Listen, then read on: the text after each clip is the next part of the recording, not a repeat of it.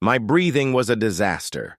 Each inhale felt like lifting a mountain, as if my body was coming apart while I struggled to keep up with a race I never signed up for. The pain wasn't just there, it dominated every inch of me, like daggers plunged, deep into my flesh, just to remind me that I wasn't getting out of this easily. I should have never strayed too far from the base camp. A simple, logical rule, yet I ignored it. The temptation of studying a new species, some enormous, unknown insect, was irresistible. The very idea of it was absurd, almost poetic in its recklessness. But now, as agony pulsed through me with every failed attempt to move, as my blood soaked into the damp jungle soil, I had to ask myself, was it curiosity that led me here? Or sheer stupidity? I wasn't some naive explorer. I knew better. And yet here I was, with my side torn open, the metallic taste of death clinging to my tongue, accepting the reality that this was probably the end. The creatures that had attacked me weren't far. I could feel their presence, watching, waiting. Hunger radiated from them, raw and primal. They were too close, and I was too weak to fight back. I couldn't even scream. My body was shutting down, surrendering to the inevitable. Then, something shifted. Tall figures emerged from the shadows, moving with an unnatural speed, silent, efficient, precise. Even the most ruthless predators would struggle to match their movement. My mind, already slipping into unconsciousness, tried to make sense of what I was seeing, but there was no time. The creatures growled. The very air vibrated with the sound. Then, they attacked. Chaos erupted. Snarls, flashes of movement, steel slicing through the night. I wanted to witness what was happening, to hold on to consciousness for just a second longer. But darkness claimed me before I could understand. I woke up in a haze, floating between consciousness and delirium, as if my body was caught between life and something far more surreal. A heavy warmth surrounded me, not suffocating but close, intimate. It took me a moment to register the heat wasn't coming from the environment. It was coming from someone. The second thing I noticed, it took effort, was that I wasn't wearing any clothes. That was when the alarm bells started ringing in my foggy brain. But before I could even react, before I could understand what that meant, the third realization hit me. Someone was on top of me, a woman. Her body was pressed against mine, so close that it took my sluggish brain a few seconds to fully process it. Her hands rested firmly on my chest, not aggressive, but with a pressure that sent shivers through me. It was as if her fingers traced invisible lines of energy across my skin, sending waves of sensations I couldn't fully comprehend. Pain, yes. A deep, throbbing pain. But also something else, something that made my breath hitch. Pleasure? No, something even more unsettling. The clash of those two opposing sensations left me gasping, trapped in the limbo between resisting and surrendering. My mind struggled to catch up, but my body was already reacting in ways I didn't understand. This isn't right. And yet, there was something about all of this that held me captive. An invisible force beneath the chaos, drawing me in. I think I'm dead, I murmured, unsure if I was speaking aloud or just lost in the madness of my thoughts. Not yet, she replied. Her voice was calm. Too calm. It sent another shiver down my spine. For a moment, I considered the possibility that I was talking to death herself. I forced my eyes open. She was right above me, her presence so close it made my chest tighten. And of course, the first thing that slipped past my lips was the most ridiculous question possible. Where are my clothes? She didn't even blink. They interfere with the healing process. I let out a breathless, disbelieving laugh. Right, because clothes are what's killing me. Before I could finish my sarcastic remark, her hands slid over my wounded side. A jolt of searing energy shot through me, sharp as lightning. I gasped, torn between a scream and something I didn't want to acknowledge. "Warn me next time," I groaned, gritting my teeth as my body trembled beneath her. "Touch." "Healing doesn't wait," she said matter-of-factly, as if this was nothing more than routine. I let out a weak, humorless chuckle. Right. Wouldn't want this to be uncomfortable. Her expression didn't change. No amusement, no irritation. Nothing. I shifted instinctively, only to realize my wrists were bound, tied with some kind of sturdy material. I tugged slightly, testing the restraints. They weren't rough enough to cut me, but they were firm enough that escape wasn't an option. "Why the hell am I tied up?" I rasped, frustration bubbling up through my dazed mind. "You're dying," she said simply. "If you move, you might interrupt the process." She spoke with the kind of certainty that only came from someone entirely unfazed by chaos. Like this was a task as casual as making a cup of tea. I sighed, defeated. Great. So happy to be part of this. She didn't react to my sarcasm. Instead, her hands continued moving over me, sending shocks of energy through my system with every touch. And the worst part? I didn't hate it. Every brush of her fingertips sent a pulse through me, something ancient, something primal. It was as if my body recognized something my mind refused to. A connection, a force pulling me toward her, even as I fought to resist it. How does this work?" I asked between ragged breaths. She met my gaze with unwavering certainty. "Our souls must connect," she said softly. "My energy enters you, and your body must accept it," she said, as if it were the simplest thing in the world. One of those statements that feel obvious to those who have experienced it 1,000 times, yet left me more lost than before. I didn't understand how or why, but an eerie inevitability washed over me. And yet, I couldn't shake the pull of distrust. "I'm not sure I like the idea of my body accepting things without my consent," I muttered, sarcasm lacing my words. Not that I was in any position to impose my will. She didn't flinch, didn't even react. She simply tilted her head, considering my words as if they were nothing more than an idle observation. And then, her next response left me speechless. But it does. I couldn't argue. Not because I didn't want to, but because I felt it.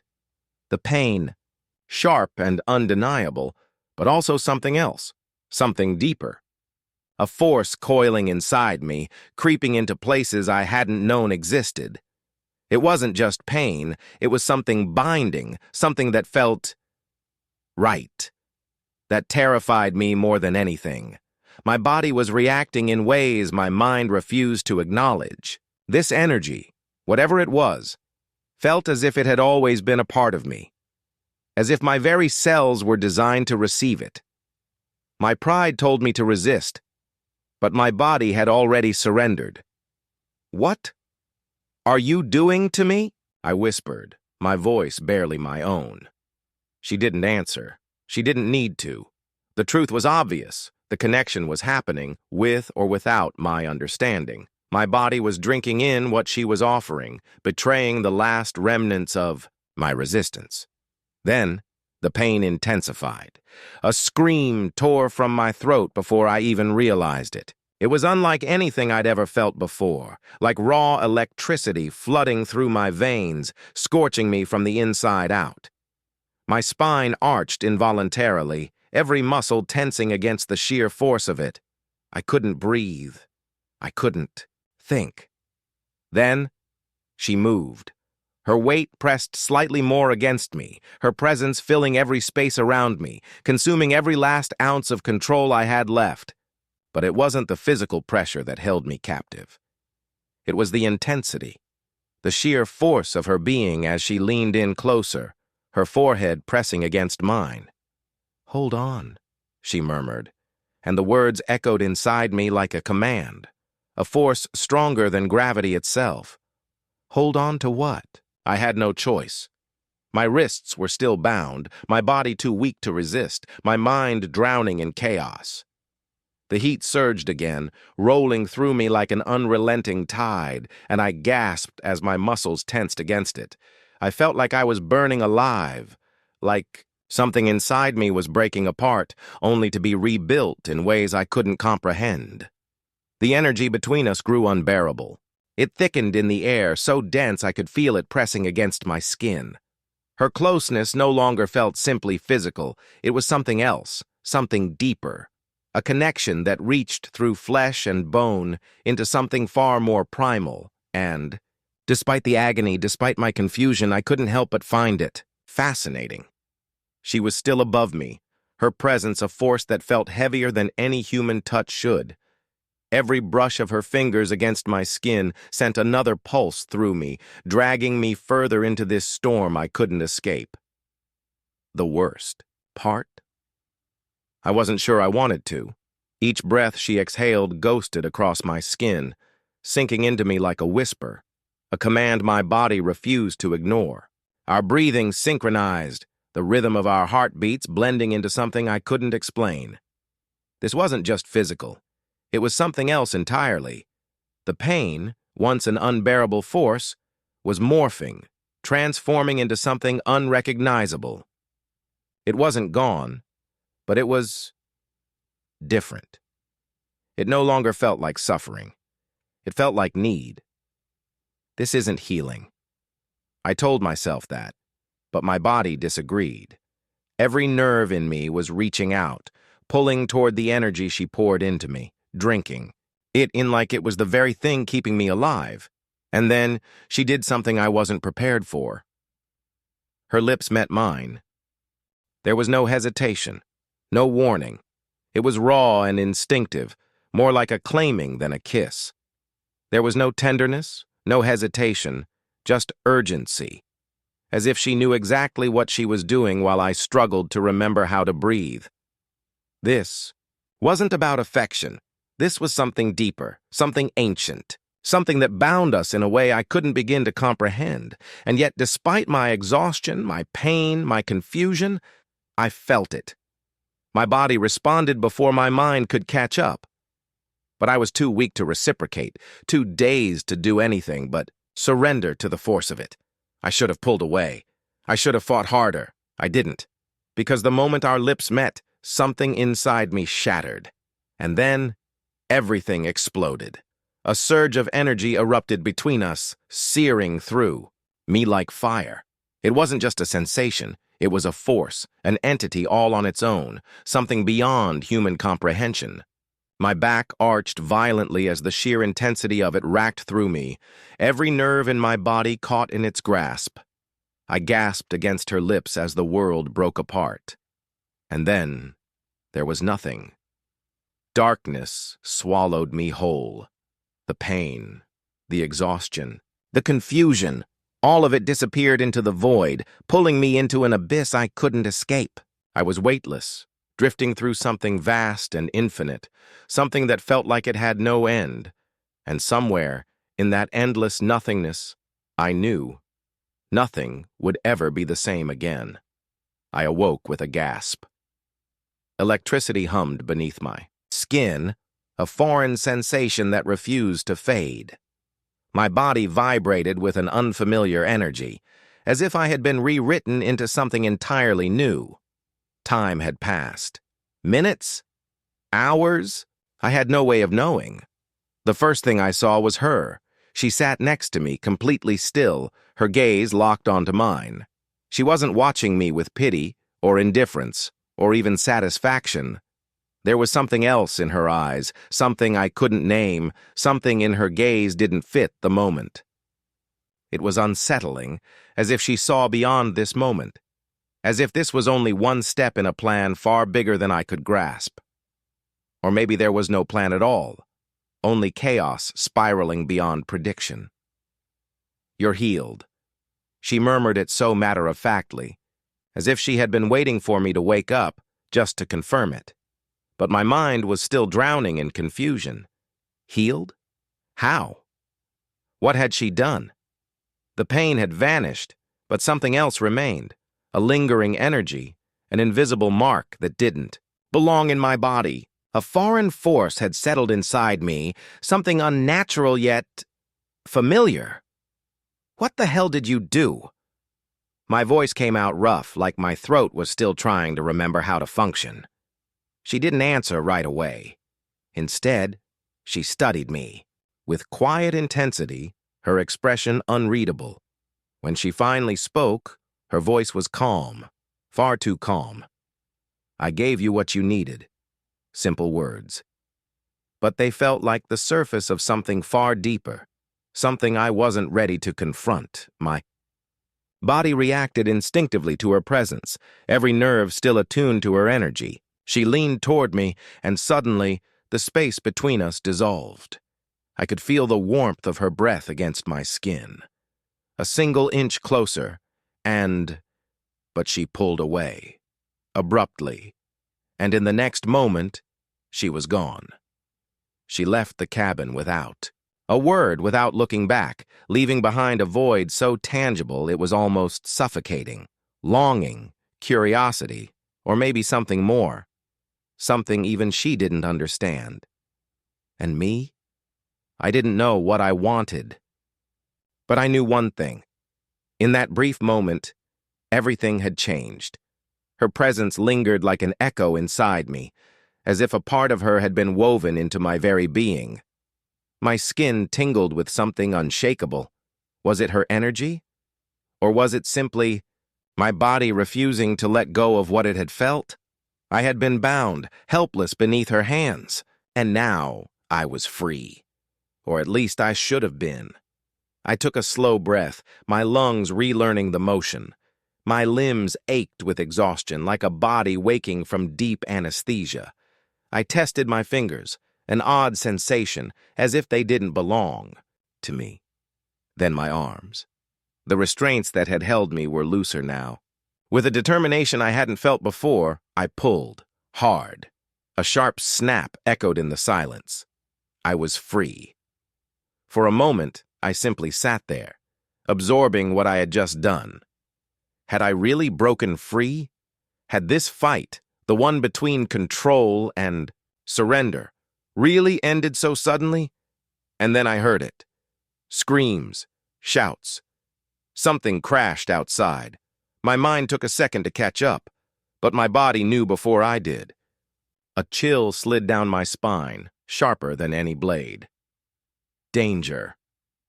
I staggered to my feet, my body still remembering the pain it had endured, but my mind was clear now. There was no time for hesitation. I pushed open the door of the cabin and stepped into chaos. She was on the ground. The woman who had saved me, who had held me captive in ways I still didn't understand, now lay motionless, dark blood streaking across her skin. She struggled to breathe, each inhale a battle against whatever had struck her down. A knot formed, deep in my gut. Moments ago, she had been pressed against me, her energy flowing through me like a lifeline. And now? Now she lay there, vulnerable and broken. But we weren't alone. A towering figure loomed over her, his presence heavy enough to fill the entire space. An alien warrior. I didn't need to know his kind to recognize the fury in his eyes. He was close enough that I could hear his breathing, slow, controlled, but full of restrained violence. His gaze shifted to me, and for a moment I felt the full weight of his hatred. "What have you done?" His voice was like thunder, shaking the air itself, every syllable drenched in barely contained rage. My mind was still reeling, my body struggling to keep up with what was happening. But those words cut through the haze. "What are you talking about?" I shot back, my voice rough, unsteady. The warrior stepped closer, the contempt in his gaze unmistakable. He didn't need to speak. I already knew what he thought. Of me. "She shared her power with you. She joined with you, with a pathetic human." The words hit me harder than I expected. My fists clenched instinctively, a primal response I had no control over. "And what does that mean exactly?" I asked, though a deeper part of me feared the answer. The warrior scoffed, his gaze darkening. It means she can never join with another. The realization struck like a blow to the stomach. I turned to her, to the woman lying weakly on the ground, struggling to breathe. "Is it true?" I asked, my voice quieter now, afraid of the answer. She didn't speak. She didn't need to. Her eyes met mine, and in that instant, I knew. There was no undoing this, and then, slowly, painfully, she nodded. Swallowed hard, my thoughts spiraling into chaos. What the hell was I supposed to feel? Gratitude? Guilt? Rage? She had chosen me, had sacrificed something I couldn't even begin to understand. For me, I turned back to the warrior, the man who radiated nothing but disdain. She saved my life. It wasn't an excuse. It wasn't even an argument. It was just the truth. The warrior let out a slow, scornful breath, and in doing so, she condemned herself. Something inside me snapped. His words weren't those of someone mourning a loss. He spoke as if this was a mistake, something disgraceful. She doesn't seem to see it that way. I bit back, my voice sharper than I expected. The warrior's expression darkened further. "You don't understand," he said, each word slow and deliberate. "She can no longer form a bond with another of her kind. She won't be able to join with anyone else." A finality hung in the air, heavier than anything else that had transpired. She had given me something she could never take back, and I didn't know how to carry the weight of it. I knelt beside her, my hands trembling as they found hers. Her skin was warm. Too warm. Her body still pulsed with the remnants of whatever. Energy had passed between us. "Do you regret it?" The question came out softer than I intended, almost afraid of the answer. She looked at me then, deep, searching, as if trying to find something within me that even I didn't understand. And then, she whispered, "No."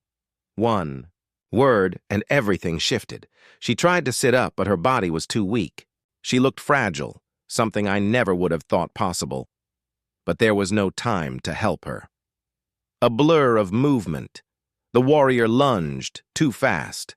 I barely had time to react, but something inside me ignited, and before I even understood what was happening, my body moved.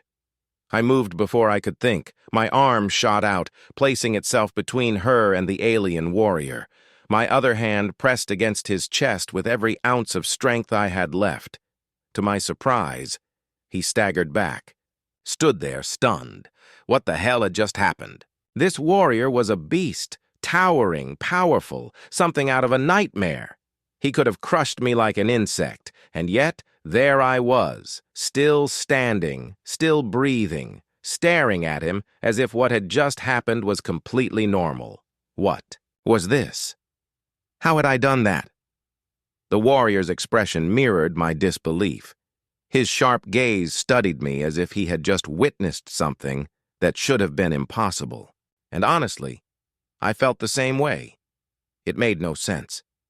But my clenched fists, the tightness in my muscles, the way my skin still buzzed with the remnants of her energy, it all told me something had changed inside me.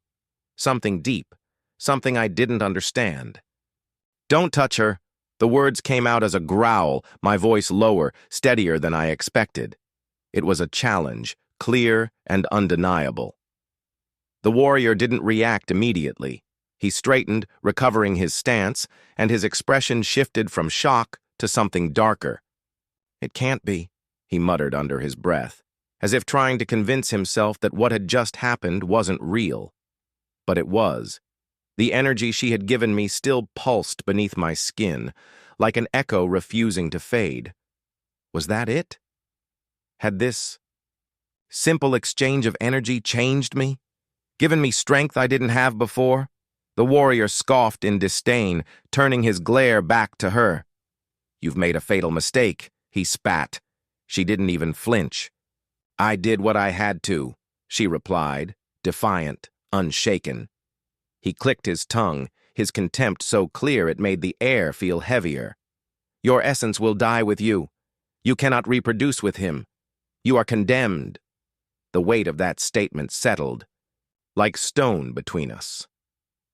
My mind struggled to process it, but then his fingers curled around my wrist, tight, bruising, and in that moment, I understood. She had no regrets, and neither did I. When they finally left us alone, she lay back on the cot, her expression unreadable. Her eyes never left mine. "Is it true?" I whispered, though a part of me didn't want to hear the answer.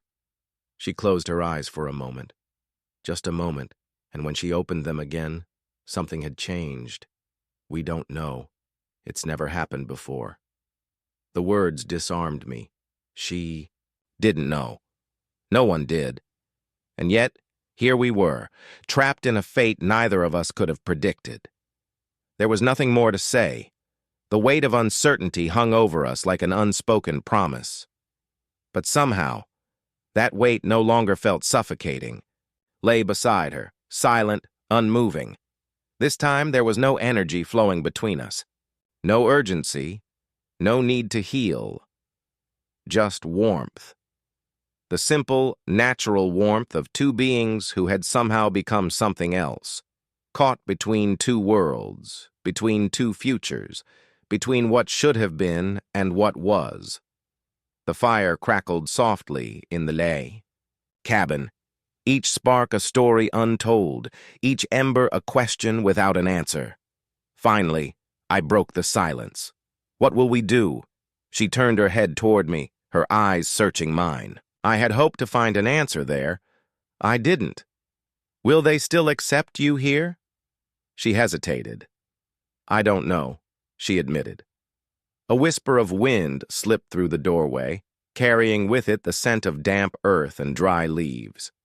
For a moment, I wondered if nature itself had more answers than we did. But waiting wasn't an option.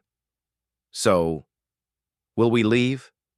The question burned on my tongue. Before she could respond, the cabin door swung open. An elderly figure stepped inside. She was thin, frail even, but her presence was anything but weak. She filled the room the moment she entered, her gaze sharp, knowing. Her voice was steady. "Why did you do it?" It wasn't a question. It was a demand. My healer didn't flinch, as if she had been expecting this moment all along, because the earth itself whispered to me that I had to save him. The elder narrowed her eyes. "The earth spoke to you?" "Yes." "And what did it say?" She inhaled deeply. "That he shouldn't die. That he is needed." The elder studied her for a long, heavy moment. Then she turned her gaze to me. And in her eyes, I saw something I couldn't name. Fear, resentment, admiration. I didn't know. Without another word, she turned and left. But her silence carried more weight than any condemnation ever could. Months passed. Time has a strange way of healing things, but it also leaves scars. Some seen, some unseen. The tribe didn't exile her, but they didn't fully accept her either. She lived in the space between, watched, judged, as if waiting for the day she might admit she had made a mistake. And me? I didn't belong with them. But somehow we existed in that delicate balance, in a land divided by unspoken glances and misunderstood silences. And then there was the human camp. My comrades. They had thought I was dead. So imagine their faces when I returned, weeks later, not only alive, but with an alien woman by my side. "So, did you get married?" one of them asked, struggling to process everything at once. "Technically, yes." "Was it for love, or was it a healing ritual that accidentally resulted in marriage?" "Let's just say the lines are blurry. Love, if you could call it that, wasn't. Born under a romantic sky or in whispered confessions. It had been an accident.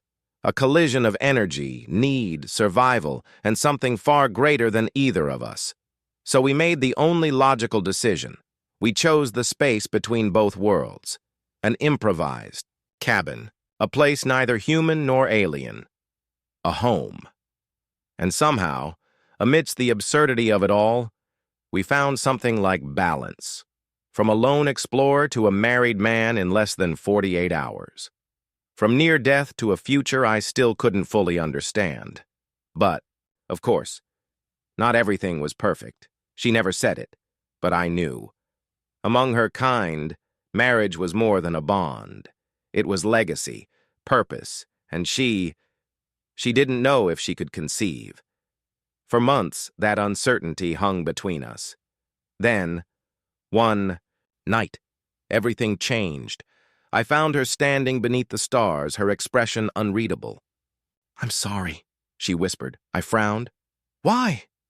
She took my hand, slowly, carefully, and placed it against her abdomen. And then, I felt it. A heartbeat. Not mine. Not hers. Something new. Something ours. My breath caught. My thoughts scattered. She turned away as if afraid I would pull back, but I wasn't afraid. I smiled, and in that moment, I knew nothing, absolutely nothing, would ever be the same again.